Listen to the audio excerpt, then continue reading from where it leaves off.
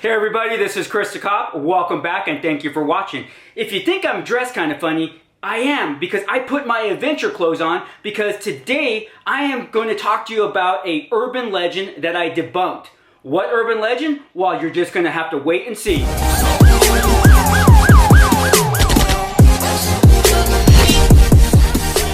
To give you some backstory to this urban legend, I got to tell you two short stories.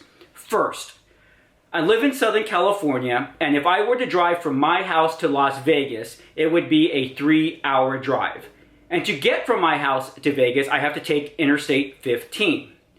Well, as I drive to Vegas, about 8 miles south of Baker, California, is this road called Zzyzx. It's spelled Z-Z-Y-Z-X. And every time I pass it, I always think to myself, who would name a street that?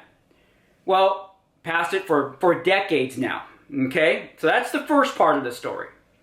So about 2 years ago, while I was on my Facebook feed, I came across a story, an urban legend, that talked about a desert oasis / resort that someone had built in the 1940s, and that in the 1970s, the United States government seized the resort and fenced it off, and to this day, nobody is allowed to go there.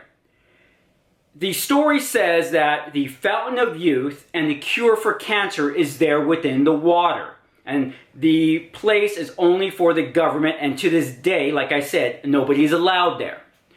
Sounds like an interesting story. Well, then they say that this resort is off the 15 freeway in San Bernardino County in the Mojave Desert, and the road is Zzyzx Road.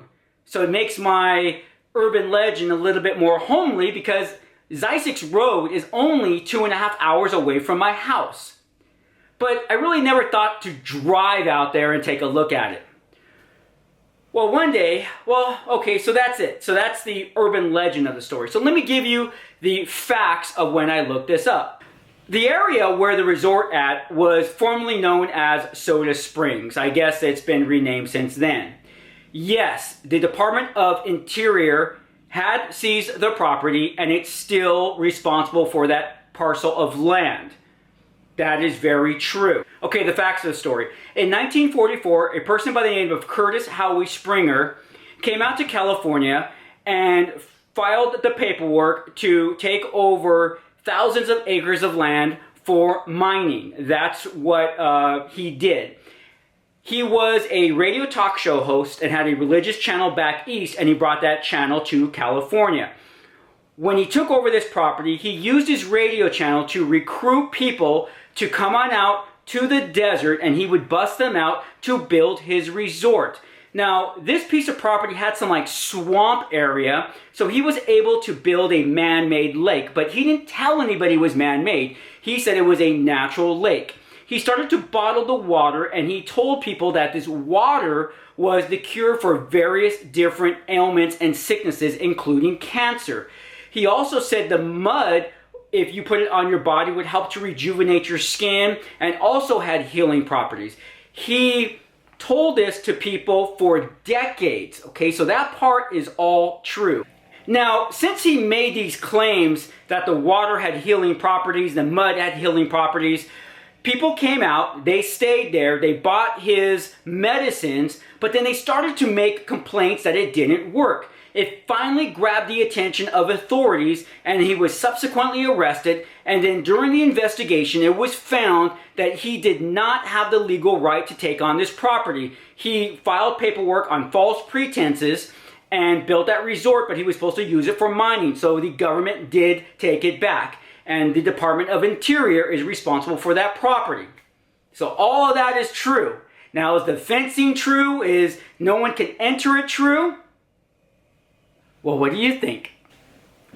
Well, one day I tell my wife the story, and we're coming back from Vegas. And I'm telling her as we're approaching Zzyzx Road, the story that I read on Facebook. And she says to me, let's go check it out. And I'm like, are you serious? She's like, yeah, let's be adventurous. I'm like, what the heck? Let's do this. I'm a detective. I want to see. I want to go detect. So we get off at Zzyzx Road. Now, unfortunately, we did not take her car. She has an SUV, and it would have been easier for the road. We're in my sedan, and very low profile, so we're feeling all the bumps once we make it off the paved road. So we're traveling a couple of miles on the paved road, and it hits a dirt road, and this is where it got like kind of, you know, tricky for me, because I'm like, I'm gonna mess my car up. Eventually I say, you know what, let's just forget it. We can't stay on this dirt road forever, because now we're traveling about 4 miles, almost 5 miles, and she agrees with me. Well, all of a sudden, as I'm starting to make a U-turn, I see palm trees around a bend of a mountain, and they're all in a row, and I'm like, Liz, that has to be it. So she's like, what do you want to do? I said, screw it, let's do it, let's go check it out. We drive a little bit further and boom, pavement again. So there was about 2 miles of no pavement, and then we hit a newly paved road. As we keep driving, we start seeing the lake and the palm trees I'm talking about, and then we get to a fence that we're no longer able to drive. But it's not really a fence, it's just a barricade. I could park and hop over it, but I don't have to. There's parking to the right. So I park in the parking spot, and there's bathrooms there, and I'm like, this is interesting. This is supposed to be an area where nobody's allowed. So we're kind of like, we don't know what to do. We don't know what to expect. Is somebody guard going to come out and arrest us? They're going to call the police. So we then start walking towards the lake, and as you can see in the pictures, that's the lake. There's this concrete thing in the center, but from reading, that's where like water used to squirt out of a fountain, and people used to swim in it and hang out on top of it and just sit there. So that is definitely still there, as you can see. So we keep walking down, and then we run into some of the buildings. Now here's the interesting part. Some of the buildings look refurbished. They look like somebody is currently using them, while other buildings look like they're just decaying, like no one has used them for over 40 years.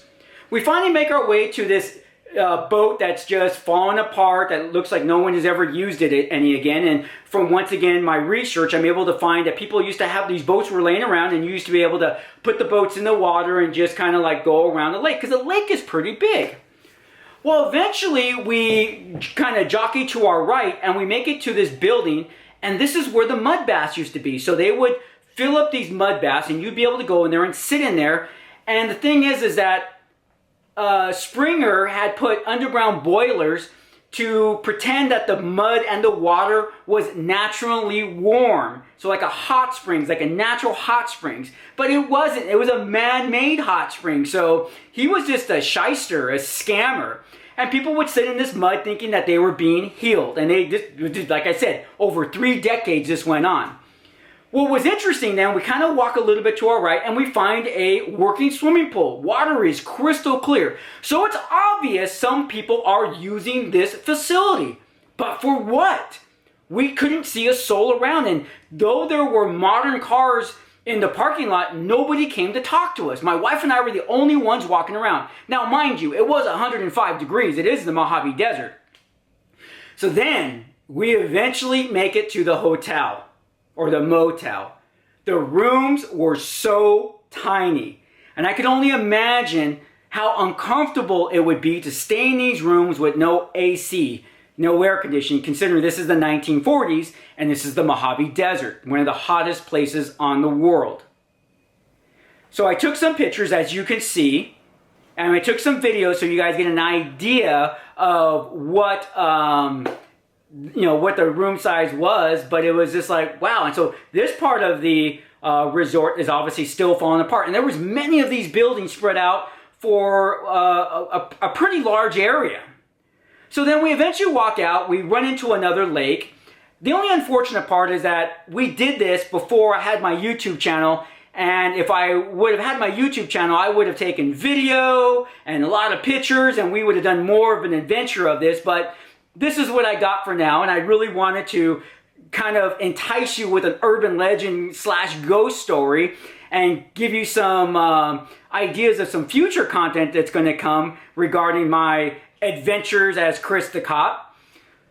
So what I found out was there is a reptile that they brought over, Springer brought over, and kind of like put in this area. Well, that reptile no longer exists where it really came from. So its now new home is here, and the school system, the university, the Southern California University system, is utilizing this as a research, a research center for that lizard. because it's its new indigenous home. So the Department of Interior has allowed the UC system to conduct research here, and hence the reason why there is a reptile on their sign. Apparently, you can actually come stay there if you want. You just have to be respectful to the researchers. So it's kind of like, okay, so it kind of lost its luster of this hidden place where the elite would come and dip into the fountain of youth and live forever and have that Lazarus pit, or would never die because they would drink the water and never get, or their cancer and all their other sicknesses would be cured. Obviously, none of that is true. I put my hand in the water. I still got sick that winter, so the healing properties are definitely not there. So I got to debunk my first urban legend without really even trying to do so. Kind of cool, right? So look it up. Zzyzx, Z-Z-Y-Z-X. It's kind of an interesting story.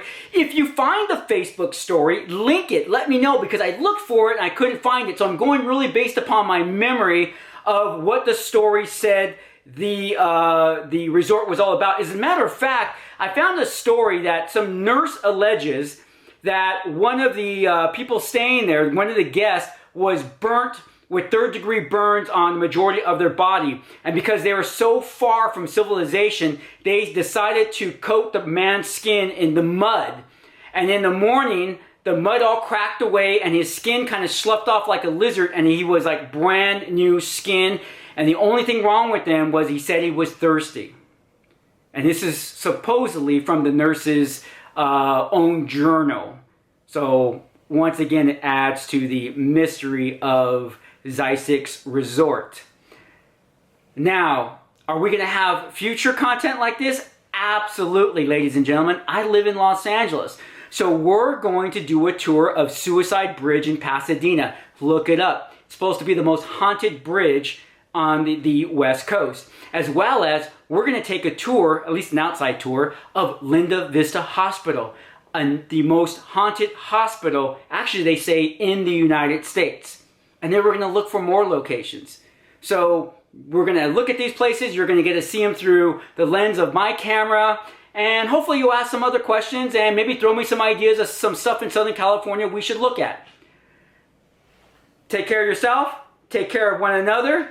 This is Chris the Cop. And if you like what you're seeing, hit that subscribe button and hit that bell notification for instant notifications, because you just never know when I'm going to sign on and do some live streaming. Thanks everyone for watching. If you like this, hit the thumbs up. See you next time. I don't know if I'm going to wear these clothes next time, but this is my adventure clothes, right? Kind of cool. And it look like Indiana Jones, right? Yeah, not so much. Take care.